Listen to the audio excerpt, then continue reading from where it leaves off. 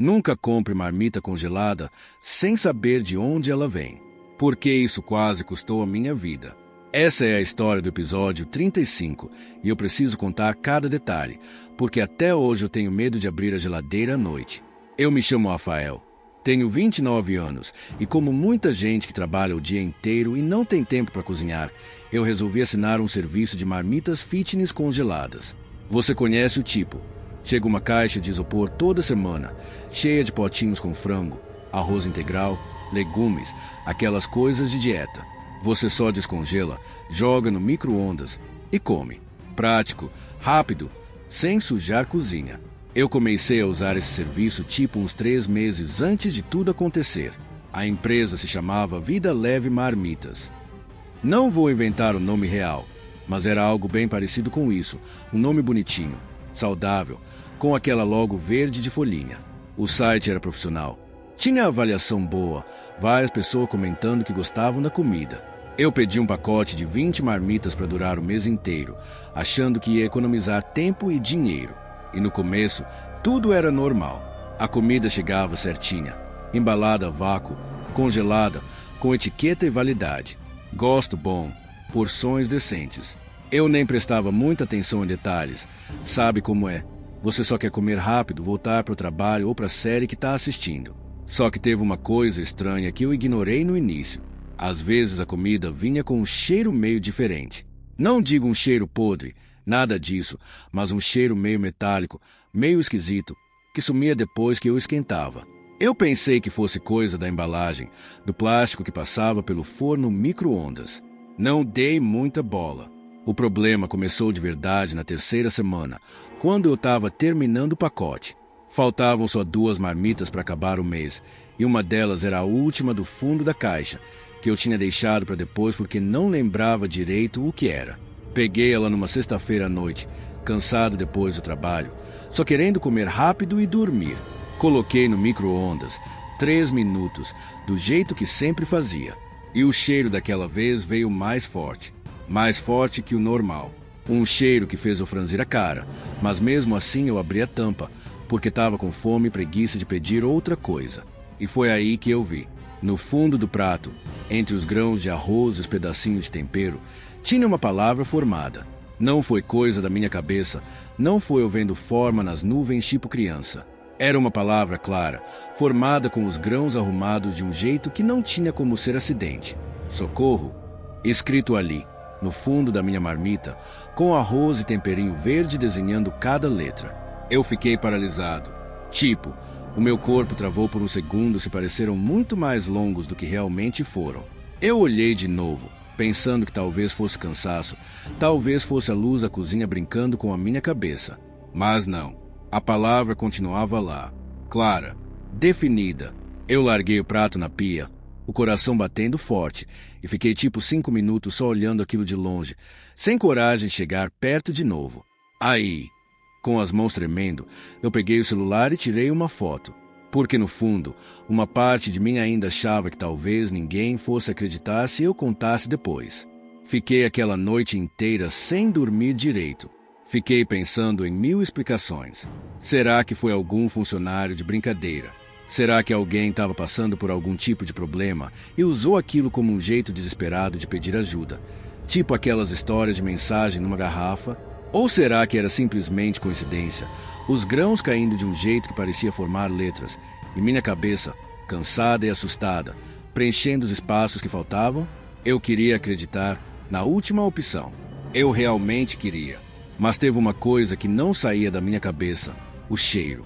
Aquele cheiro metálico que eu sentia de vez em quando nas outras marmitas. Eu comecei a juntar as coisas na minha cabeça e não gostei nada do que estava imaginando. No dia seguinte, um sábado, eu decidi que não ia deixar isso para lá. Entrei no site da empresa para tentar falar com alguém. O número de telefone que estava lá caía direto numa caixa postal cheia, sem espaço para deixar mensagem. O e-mail que eu mandei voltou como erro de entrega. E o chat online do site simplesmente não carregava, ficava girando para sempre. Aquele símbolo de carregando que nunca termina. Isso já era estranho o suficiente. Uma empresa que parecia profissional, com site bonito, de repente não tinha nenhum jeito de contato funcionando. Só que eu sou teimoso. E também, se eu sou sincero, estava curioso. Aquela palavra no fundo do prato tinha mexido comigo de um jeito que eu não conseguia simplesmente esquecer e seguir em frente. Então eu fui atrás do endereço da empresa. No rodapé do site, bem pequenininho, tinha um endereço de unidade de produção, um bairro mais afastado da cidade, perto de uma área industrial.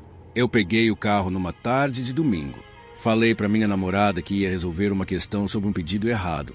Não contei os detalhes direito porque, honestamente, eu mesmo não sabia explicar direito o que estava sentindo. Um misto de medo com aquela vontade chata de entender o que realmente tinha acontecido. O caminho até lá foi ficando cada vez mais vazio. As ruas foram ficando mais largas, com menos gente, menos movimento, até eu chegar numa área que parecia mais abandonada do que industrial. Prédios velhos, alguns com vidro quebrado, muito mato crescendo nas calçadas. O endereço me levou até um galpão grande, tijolo à mostra, com uma placa velha, quase apagada pelo tempo, mas ainda dava para ler alguma coisa que parecia o nome de um antigo hospital ou instituto médico. Não tinha nada da logo verde, folhinha, Vida Leve Marmitas que eu via no site. Aquilo não parecia, de jeito nenhum, uma cozinha industrial de comida fitness. Eu fiquei um tempo parado no carro, só olhando para o lugar. Cada parte de mim estava gritando para eu dar meia volta e ir embora. Mas eu desliguei o carro, saí e fui andando devagar até o portão principal, que estava entreaberto, com uma corrente enferrujada balançando no vento. Dava para sentir um cheiro vindo de dentro. O mesmo cheiro metálico das marmitas, só que muito, muito mais forte. Um cheiro que fez meu estômago revirar na hora. Eu empurrei o portão e ele fez um barulho de metal arranhando que ecoou por todo aquele espaço vazio ao redor. Entrei devagar, chamando, perguntando se tinha alguém ali, se aquilo ainda era o endereço da empresa de marmitas. Minha voz ecoava e voltava vazia. Lá dentro, o lugar estava na penumbra, só alguma luz entrando por janelas quebradas lá em cima. E foi aí que eu comecei a entender onde eu realmente estava. Tinha maçãs de metal, enferrujadas, algumas ainda com aqueles lençóis brancos rasgados por cima. Armário de metal na parede, do tipo gaveta, que eu reconheci na hora de filme e documentário, gavetas de necrotério. Aquele lugar tinha sido, em algum momento, um necrotério ou um instituto médico legal, provavelmente abandonado há anos. Só que não estava completamente abandonado. No fundo do galpão, tinha uma área que parecia ter sido adaptada. Mesas de aço inox, tipo as que se usam em cozinha industrial, só que ainda com marcas escuras que eu não quis pensar muito sobre o que eram. Máquinas de embalar a vácuo, do mesmo tipo que eu via nas minhas marmitas toda semana. Caixas empilhadas com a logo Vida Leve Marmitas impressa, prontas para serem enviadas. Meu coração estava disparado. Eu sabia, no fundo, que devia sair correndo dali. Mas meu corpo continuou andando, como se alguma parte de mim precisasse ver até o fim. Foi quando eu ouvi um barulho vindo de uma sala ao lado. Um barulho de metal batendo, tipo alguém tentando abrir alguma coisa por dentro. Eu congelei no lugar. O som continuou. Um baque, uma pausa, outro baque, meio ritmado, como se fosse alguém batendo com força, tentando chamar atenção. Eu segui o som com as pernas tremendo, até chegar numa porta de metal, tipo aquelas de câmara fria. Tinha uma tranca por fora, do tipo que só abre de fora para dentro, e o barulho vinha exatamente dali. Alguém, ou alguma coisa, estava do outro lado, batendo. Eu fiquei parado ali por segundos e pareceram uma eternidade, pensando se abria ou não. E foi aí que eu ouvi uma voz, fraca, rouca, quase sem força, mas ainda assim, uma voz humana, dizendo para eu abrir, pedindo ajuda, dizendo que tinha mais gente lá dentro. Com as mãos tremendo, eu destranquei aquela porta pesada. Lá dentro, no escuro, tinha pessoas, magras, fracas, algumas mal conseguindo ficar de pé, encostadas na parede daquela câmara fria adaptada como uma espécie de cela. Eram, pelo que eu consegui entender depois, ex-funcionários, antigos clientes da empresa, pessoas que tinham desaparecido ao longo dos últimos meses que ninguém tinha conseguido encontrar. A explicação, que eu só fui entender direito depois, quando a polícia investigou o caso, foi de arrepiar qualquer um. A empresa Vida Leve Marmitas nunca tinha sido uma empresa de comida de verdade. Era uma fachada, Um esquema montado por um grupo pequeno de pessoas que usava aquele galpão, antigo necrotério desativado, para sequestrar pessoas que assinavam o serviço, principalmente gente que morava sozinha, sem muito contato com família, gente que não ia fazer muita falta rápido. E o mais perturbador de tudo, parte da carne usada nas marmitas, misturada com frango de verdade para disfarçar o gosto e a aparência, vinha das próprias vítimas.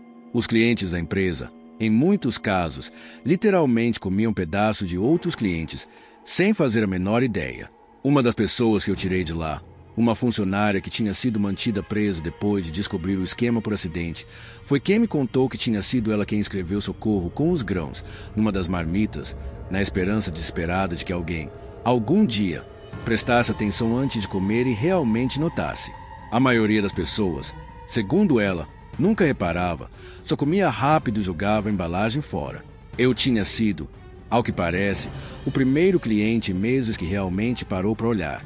Eu liguei para a polícia dali mesmo, com a voz travando de tanto medo e nojo ao mesmo tempo.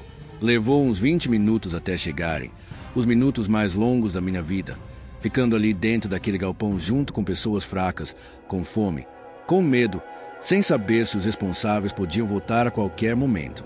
No final, a polícia conseguiu resgatar 7 pessoas vivas naquele dia. Encontraram também evidências de outras vítimas que não tinham sobrevivido. O caso virou notícia nacional por um tempo, mas depois, como sempre acontece, foi sumindo dos noticiários, virando só mais uma história que as pessoas esquecem com o tempo. Eu, sinceramente, nunca mais consegui esquecer. Até hoje eu não compro mais nenhum tipo de comida congelada de empresa pequena sem pesquisar muito bem antes. Até hoje, quando eu abro qualquer embalagem de comida, eu olho 2 vezes para o fundo do prato antes de colocar qualquer coisa na boca. Parece exagero, parece bobagem, mas depois do que eu vi, eu não consigo evitar. E o que mais me assombra, o que fica na minha cabeça de madrugada, é pensar em quantas outras pessoas devem ter recebido aquela mesma mensagem, aquele mesmo socorro escrito com grãos e tempero, e simplesmente não notaram. Comeram rápido, jogaram a embalagem fora e seguiram a vida, sem imaginar o quão perto estiveram de descobrir a verdade. Se inscreve no canal para não perder o próximo episódio.